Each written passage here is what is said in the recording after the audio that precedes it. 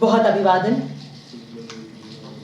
कुछ दिन पहले secretary health and medical education Shri Bhupinder Kumar ji ने एक प्रेस कॉन्फ्रेंस की, where he addressed concerns and allegations surrounding the implementation of the Ayushman Bharat Pradhan Mantri Jan Arogya Yojana सेहत scheme. Shri Bhupinder Kumar ji ने कहा, there have been attempts to discredit the scheme through misinformation.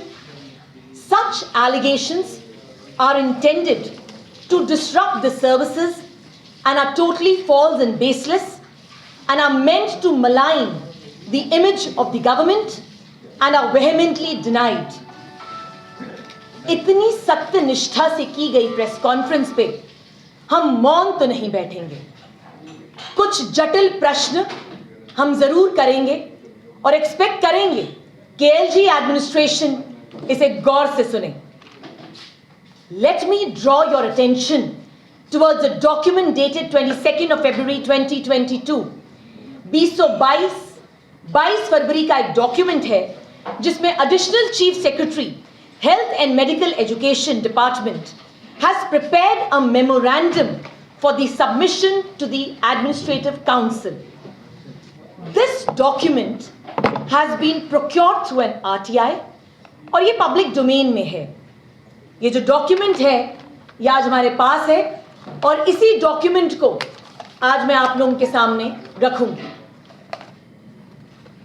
ये पूरा document LG administration की आयुष्मान भारत प्रधानमंत्री Jan Arogya Yojana and Ayushman Bharat प्रधानमंत्री जन आरोग्य योजना सेहत scheme में हुई गड़बड़ियों की वास्तु स्थिति से अवगत कराता है।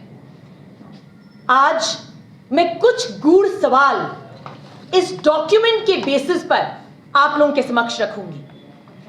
पहला, 22 फरवरी 2022 को जो मेमोरेंडम सबमिट किया गया, it explicitly states the misconduct of the LG administration.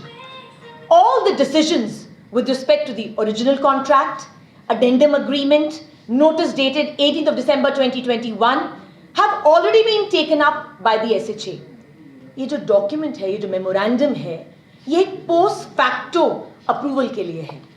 सच तो ये है कि SHA ने इस डॉक्यूमेंट की प्रिपरेशन से पहले सारे डिसीजंस ले लिए हुए थे and this is just a formality. कोई भी कैबिनेट नोट जो है प्रिपेयर नहीं किया गया जीएडी के लिए ताकि वो आगे जाके फॉरवर्ड होता एडमिनिस्ट्रेटिव काउंसिल को। Rather the document was directly forwarded to the administrative council.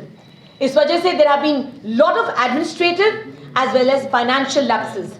दूसरा पॉइंट, 13 सितंबर 2021 को एग्जिट नोटिस जाता है Bajaj Allianz general insurance company से। इस नोटिस में कोई भी रीजन जो है बजाज अलायंस नहीं लिखता। एसएचए की एक जिम्मेवारी बनती थी कि वो डिसाइड करते कि जो 13 सितंबर 2021 का नोटिस आया है उसके ऊपर अपनी प्रतिक्रिया देते। SHA did not take any action against Bajaj Allianz and kept mum. हैरानगी की बात तो ये है कि 18 अक्टूबर 2021 को एक और चिट्ठी जो है बजाज अलायंस के जरिए आती है और उस चिट्ठी में वो क्या लिखते हैं? दे स्पेसिफाई कि 13 सितंबर की जो लेटर इशू हुई है, जो एग्जिट नोटिस इशू हुआ, वो इशू हुआ clause 29 of the old MOU पे और इसमें वो रेक्टिफिकेशन करते हैं कि अब इस चिट्ठी के माध्यम से वो क्लॉज 9 को इनकॉर्पोरेट कर रहे हैं और क्लॉज 9 के तहत जो है इस अग्रीमेंट से अपने आप को एग्जिट कर रहे हैं। SHA remained mum, SHA remained silent। कोई भी सवाल बजाज अलायंस को नहीं पूछे गए। The exit notice was not made as per the original contract and the termination notice was also not given। तीसरा बहुत महत्वपूर्ण तथ्य, 22 फरवरी 2022 का जो मेमोरेंडम है वो स्पेसिफाई करता है financial implications. It is mentioned in that memorandum that the loss arrangement की वजह से जो टोटल एक्सचेकर को कॉस्ट किया, जो कॉस्ट होगा, जो कॉस्ट पड़ेगी, that would be approximately 43.58 crores and अगर 2 महीने की कैलकुलेशन की जाए तो it would tantamount to 85 crores approximately.